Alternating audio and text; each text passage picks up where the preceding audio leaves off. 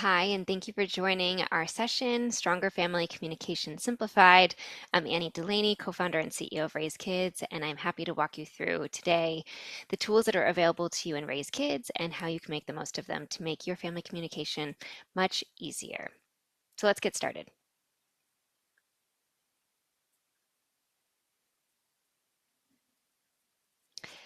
So today we're focused on one thing, how we make your family communication easier, make it more consistent, make it less stressful to communicate with parents without having to add more to your plate.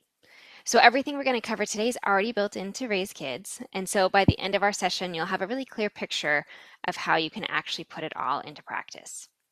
But before we get started, I want to start with something very real that I know that you feel. We know from talking with so many providers that they are juggling texts from parents on their personal phone. They're getting calls, whether it's at night after they leave your program. You're juggling paper sign-in sheets, maybe other apps that you're using, and somehow trying to keep track of it all while also caring for children. And it can feel like a lot. The mental load is something very real, but it can be simplified. And so that's what we're going to talk about today is showing you that there's a better way and you already have access to it. So here's what we're going to cover. We are going to go through daily events, photos and videos, chat, and observations. Each one of these is a different way to stay connected with families, but together it helps your communication overall. And so you can use each piece of them that you think is helpful to you, but know that they're all here and all built for you to make your life easier. So we'll walk through each feature, how it works, and we'll ask some reflective questions about how those might be used in your program. So let's get into it. So we often ask in our live sessions, what's one thing you wish families knew about your program that's hard to communicate right now? And some of the responses that we get are often somewhat logistical, like, parents are asking me after I close how my child ate, did they sleep?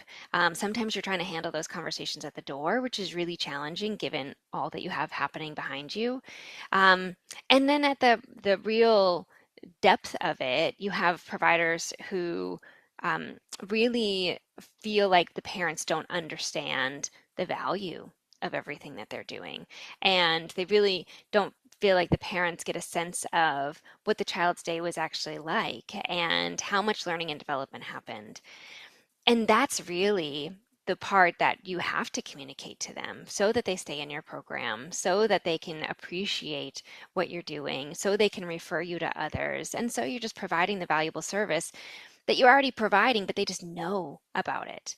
And so there's lots of reasons in which you would want to be communicating more, and there's a way that you can streamline it so that it doesn't have to be all based on when the parents want it, but when you have time. So when you are able to take a break and in a streamlined fashion be able to proactively tell parents about what's happened.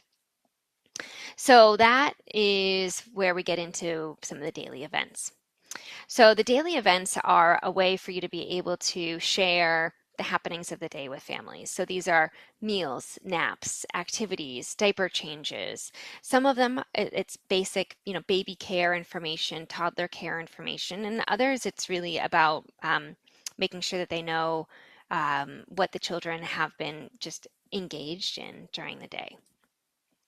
And so instead of your, end of day scramble to remember what happened and then tell parents about it at the door, parents can get information when it happens, which they love, and you don't have to save all that till pickup.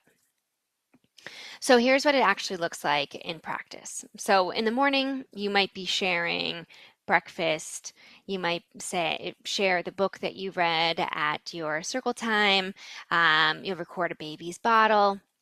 In the afternoon, you're recording nap times, lunch, maybe bathroom for potty training kids. And as needed, you're sharing things like medication or an incident report. And you're doing that all in one place and all connected right to the child's profile. And every time you add an event, a parent gets a notification so they can see right there. They don't have to look at it right then. They can just, when they have time, be able to log in and see all of that recorded for them right there in the app. And I also want to note that the two-way piece of this is worth highlighting. So I developed this as a parent, and I know that there's information that we have, which is really important as a parent for that continuity of care, and that information is really important at the handoff, which sometimes gets communicated and sometimes doesn't. So you can actually ask parents to log their feeds, whether it's a meal or importantly a bottle, like when was the last time the baby ate or nursed, their sleep information. How did they sleep last night? When did they get up? To know, am I going to have to adjust any nap times if possible, especially for babies? And so you know exactly where to pick up. But when was the last diaper change? So that alone eliminates a lot of the back and forth that you'll see at the door and just makes it a lot easier for you, just like you're making it easier for parents when you're sharing that information with them. So how you actually add an event. It takes 30 seconds to do it because it's all pre-programmed in. So it's not like you are, um, some people have used notebooks to write down and give to parents, which rarely get actually seen. But even doing so, you're writing out breakfast and then saying what it is and saying what time. This is all pre-programmed in. So you're just selecting a type of event. It comes up with some options for how you would, but for the types of information you would share with that. And then you're tagging the children in it. And so you can tag one child or you can tag multiple children, and each parent will get those individual events shared to the child's profile and the notifications related to that. So what you're going to do is you're going to choose a type of event. You select the child or children. You will set the time. It automatically defaults to the current date and time. And you'll add any relevant notes. So for instance, I'll share this video here so you can see more of what I'm talking about. And you can see here we're just selecting a meal event. It automatically defaults to the current date and time, so you can just adjust that appropriately. And so say you're blogging it at lunch and you need to share what breakfast was. This one we're sharing what a snack was. So we had banana muffins and strawberries.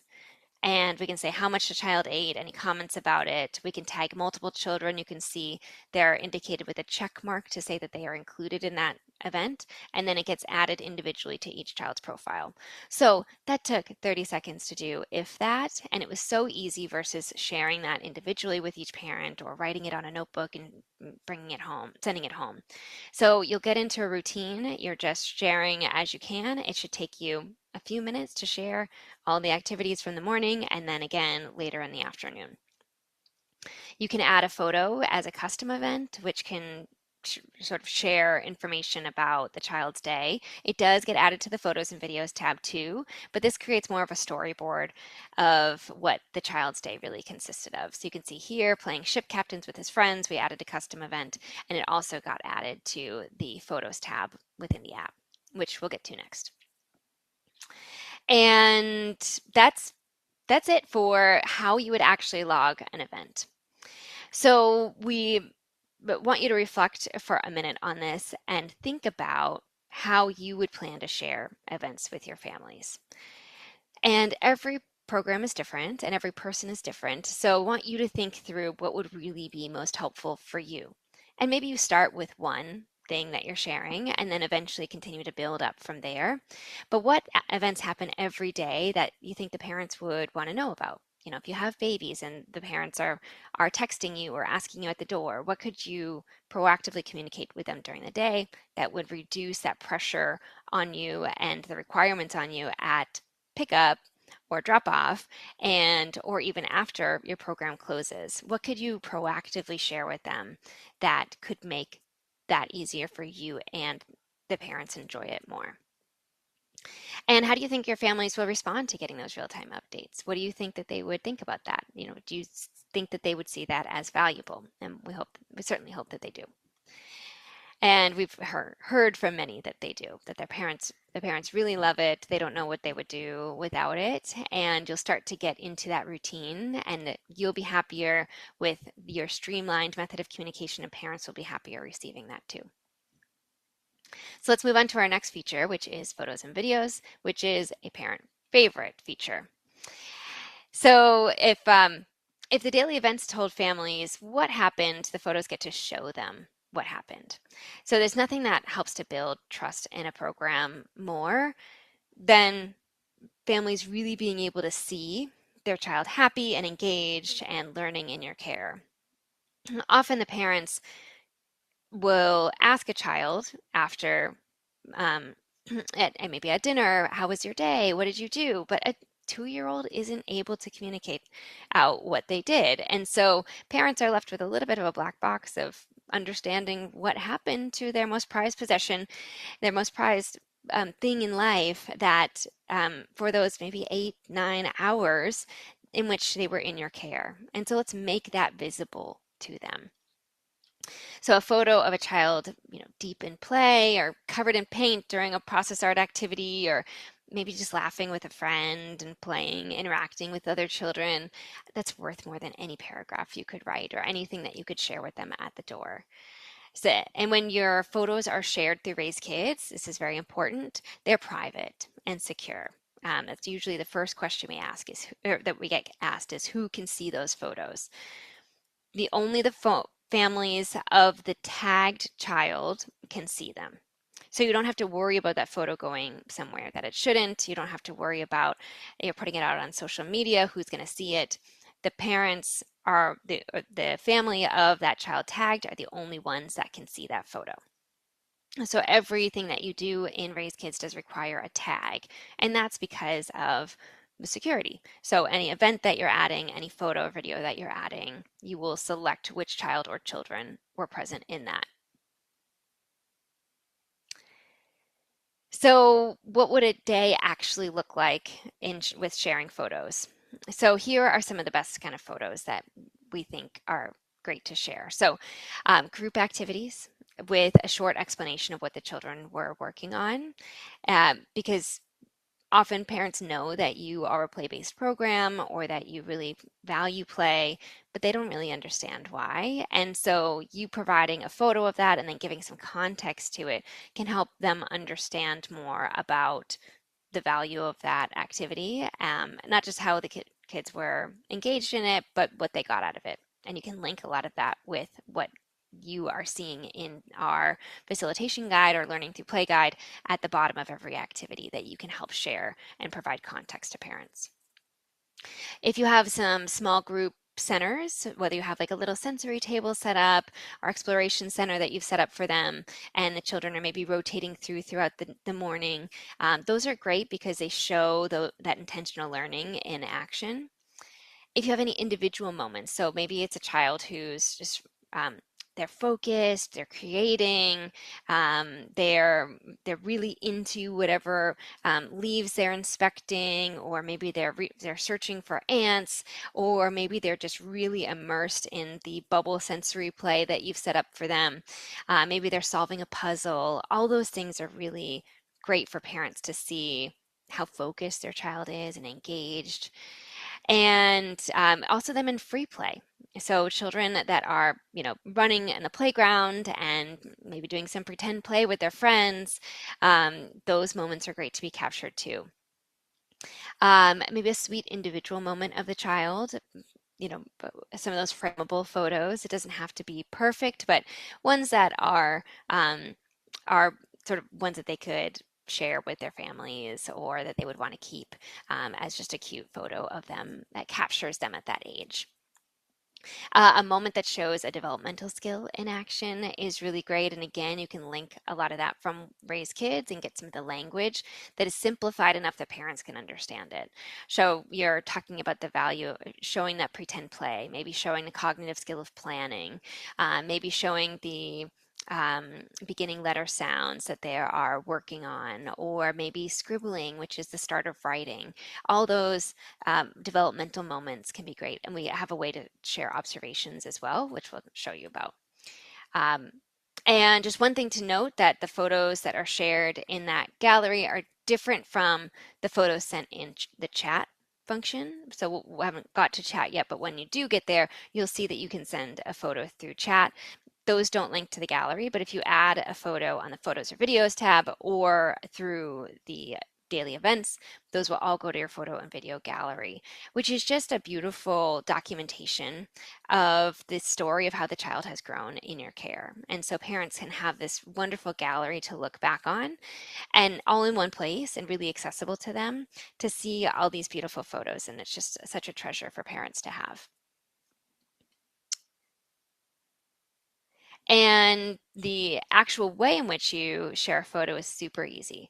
So what you're going to do is you'll navigate through the bottom navigation bar to the Photos tab, which is right front and center. Here's where you're going to see that whole beautiful gallery. The plus button in the top right corner will be there for you. You press that and it will bring up a option. I'll show you here. You'll go to the plus button here. You'll then select the media. You can take a photo right there or choose from your gallery.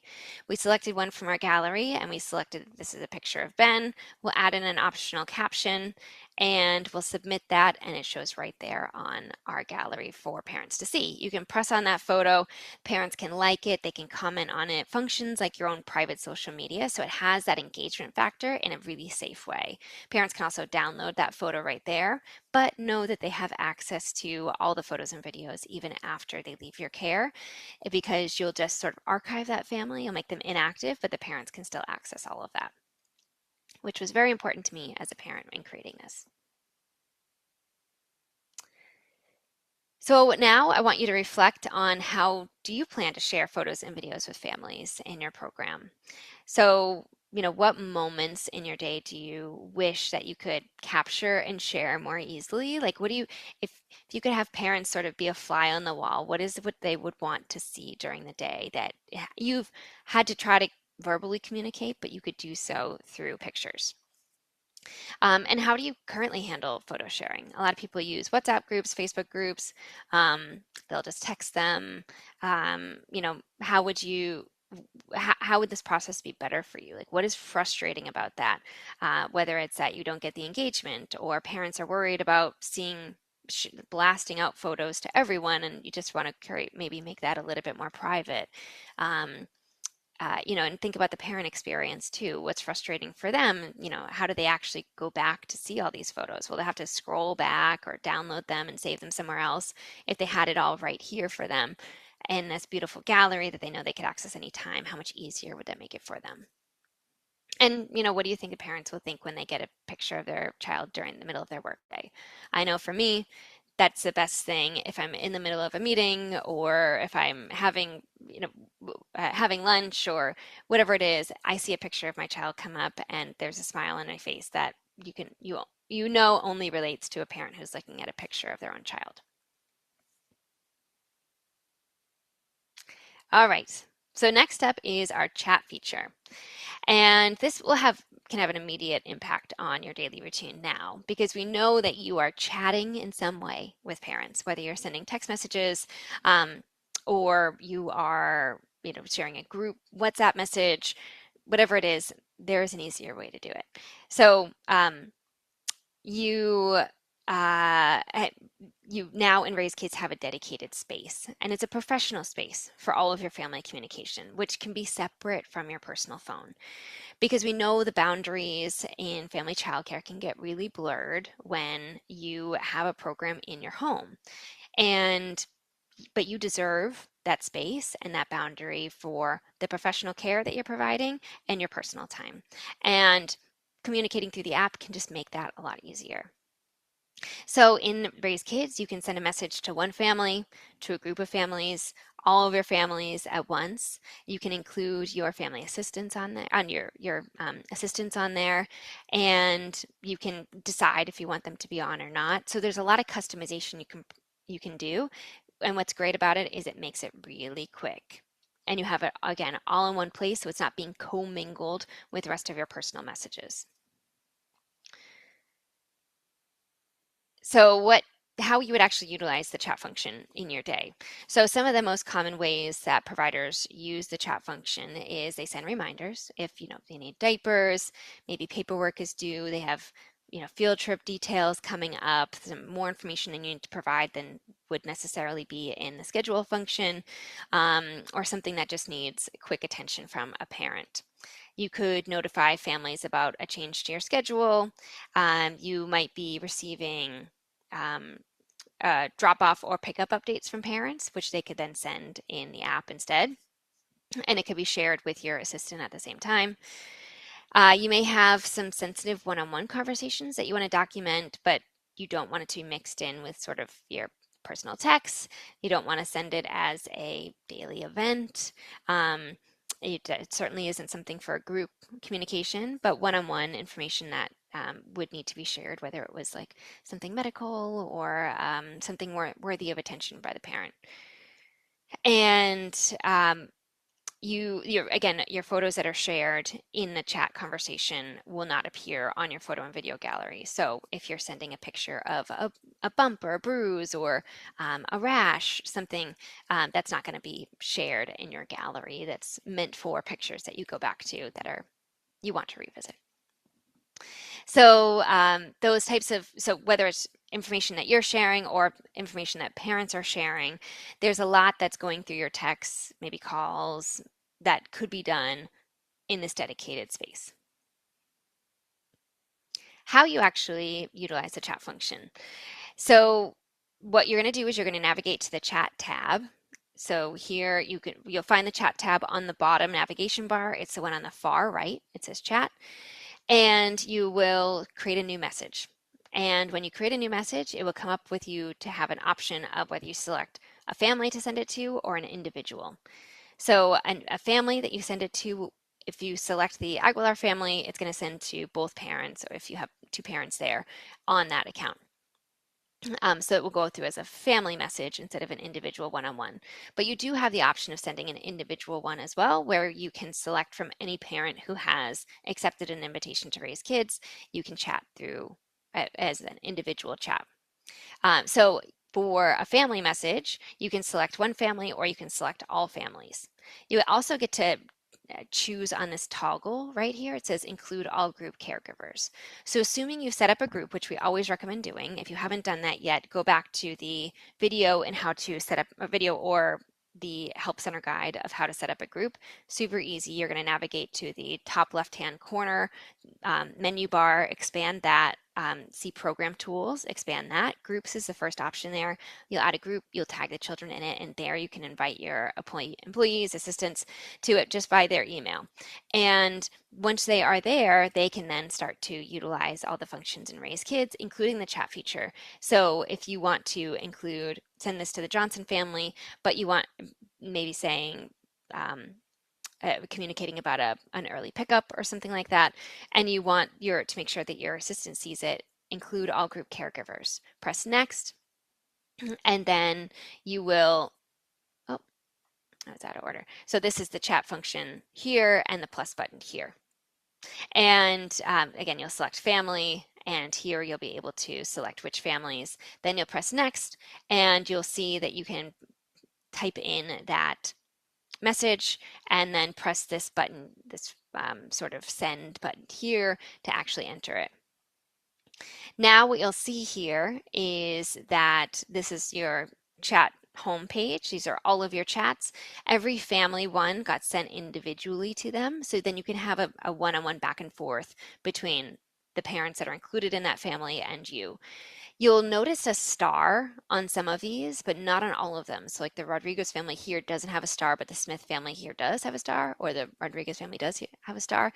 This one, the star indicates that it includes your group caregiver, which is your employee or your assistant that you've added because you had toggled that on. So know that that person will see any of that back and forth and can participate in it. For ones that don't have that star, they are not included. So for whatever reason, everyone is different. You might want them included, might not want them. Know that that star is indicative of that so that you are selecting the right message to populate. And then again, if you haven't set up your groups yet, you will do so from the menu bar, expand program tools, groups, and then you will select the children, but then you will add your caregiver here just by pressing this plus button, enter their email address, and they'll receive an invitation. Okay, so if you want to send a one-on-one message to a parent, again, you get there the same way with that plus button on the chat home screen. To send a new message, you'll select family instead though, and you will select the person that you would like to receive the message. And then you will type in your individual message and press send. This is a one-on-one message between you and that one parent that you have selected. If you want to send a family message, again, you have to send it through family, and then it will go to both parents who are included on that.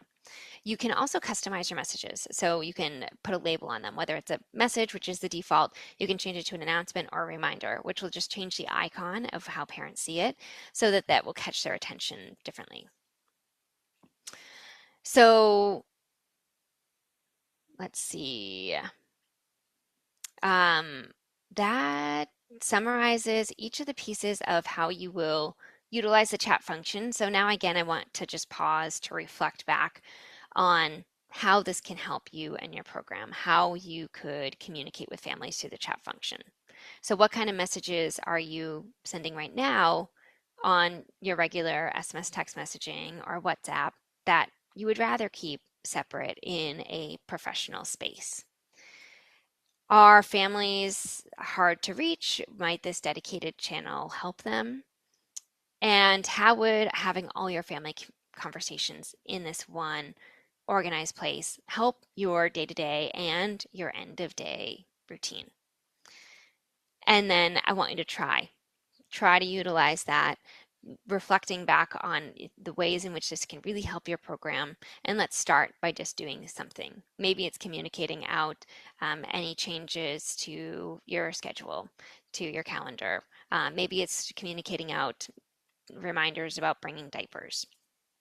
Something to start to utilize the chat function so you could see how much easier it is. All right, so our last function that we're going to walk through today is observations. And let's talk about what it is and why it matters. So you're already observing the children constantly, every day, and you're noticing things yourself.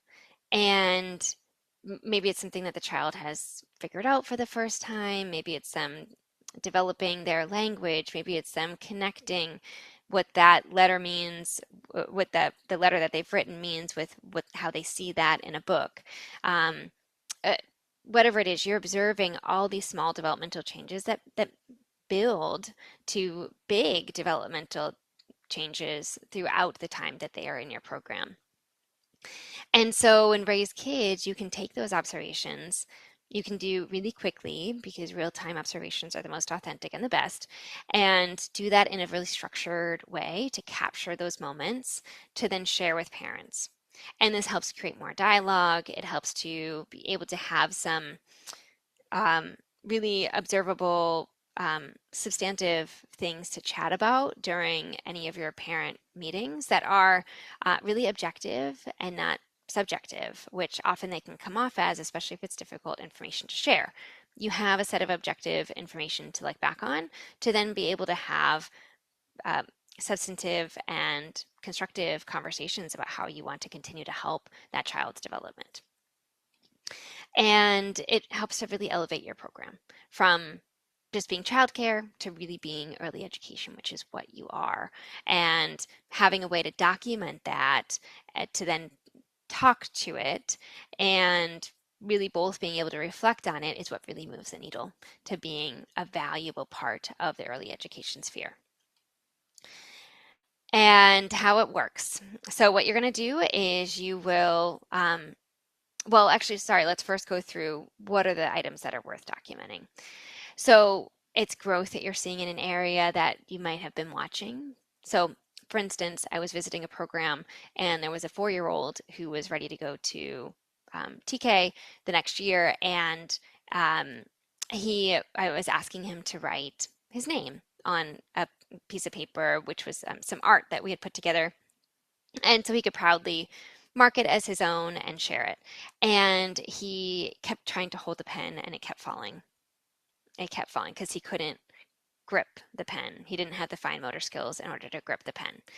And we know there's a lot that builds up to those fine motor skills and the association of what that means when you're actually writing something. But the fine motor skills are one of the start to that and a key element to be able to hold the pen, even if he knows what the letter A means and that that's the first letter of his name. If he can't write it, that can hold him back.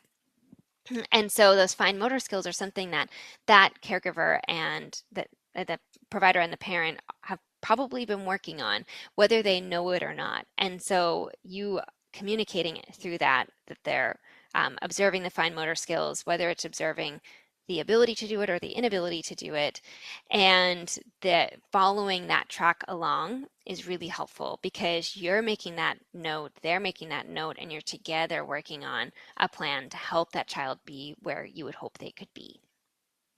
So maybe it's a child who has had issues with self-regulation, maybe had issues with cooperative play, all developmentally appropriate, but things that you want to be working toward. The self-regulation, maybe you've set out some sensory tables for them, or maybe you put together some sensory balloons and you have a sort of calm down corner section in which they can go grab those sensory balloons and just feel them when they get into that mode of frustration.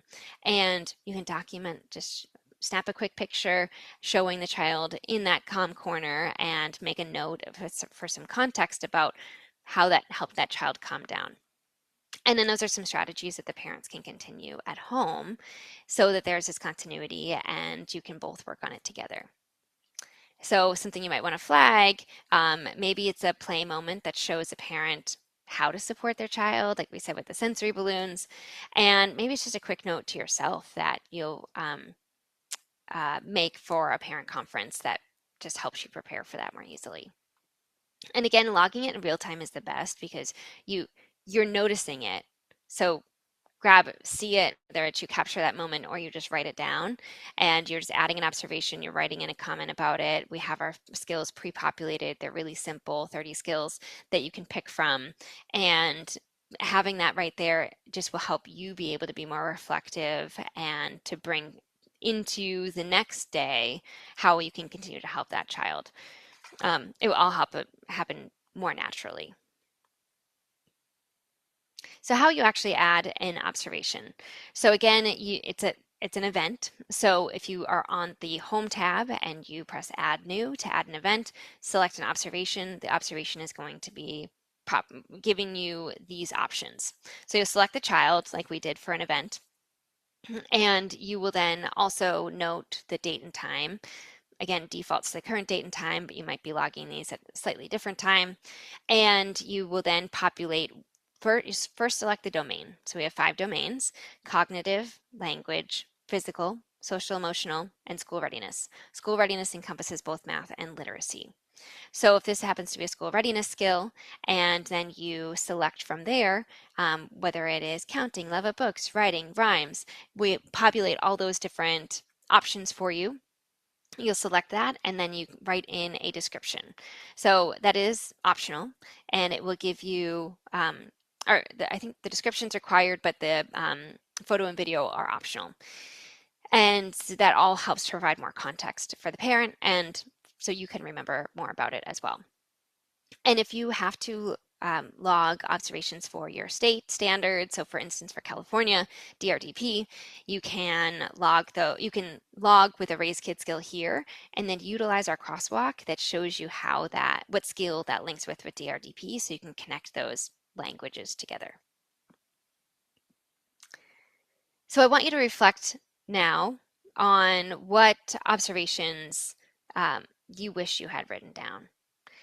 And so think about, a moment this week, maybe today, that you went through when a child surprised you. What were they doing? What did it tell you about where they were developmentally? And do families currently know what skills you're watching for and how you're tracking them? Because you're doing all that mentally. We know you're doing it. So do parents really know all that you are noticing and observing and building on? And how might you sharing those observations with a parent change conversations with them? How do you think a parent would feel receiving these documented observations? Whether it not just happen to be a photo, but a note talking about what their child is actually learning and putting those pieces together about the value of play and learning. That is how children learn in early childhood. So take a moment, think about that, and then again, I encourage you to try. Try to add an observation, see how it goes. It doesn't have to be that you have a full program put together of how you will document all of this, but just utilize the tool to get a feel of how you can continue to utilize it for your benefit for all those pieces that we just talked about. How would this make it better and more valuable for you? So now we'll put it all together, and I just want to zoom out for a second and talk about everything that we covered today. So we went through our daily events, photos and videos, chat, observations. They're not just for separate tasks, they're all really connected together, and that's how they'll work throughout your day. So a morning snack that gets logged in as an event, a great play moment that gets captured as a photo, a question from a parent that you can answer right in the chat, a milestone that gets documented as an observation, all of that is together in one app, and it's all going right out to the families in a way that they can access so easily from their phone through an app with notifications that pop up on their phone or emails.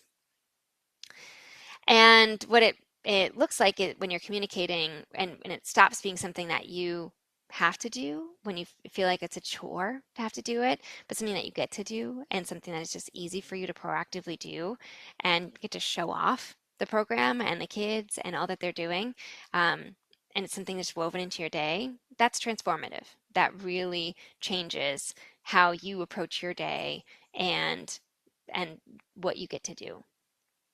So I want to leave you with one ask. Just pick one thing from today, just one, and you try it this week. So you don't have to do everything all at once. Start where it feels most natural, where you see the biggest pain point that can be solved, and just try it. And then you continue to build on it from there. And know that if you run into any questions, you can reach out to us for support at any time. You can email us at support@rayzkidz.com. You can call or text 617-843-5892, or you can visit our help center at help.rayzkidz.com, and you can see our one-stop shop guides, and we also have lots of videos, tutorial videos that we link from there or are on our YouTube channel, which is at Rayz Kidz app. And I just want to thank you for your time and for learning more about these features that are available to you. We built them so that it makes a difference for you and the parents, and it makes your day easier. And we're excited for you to dive in and to use them. So take care and reach out anytime if you need any help.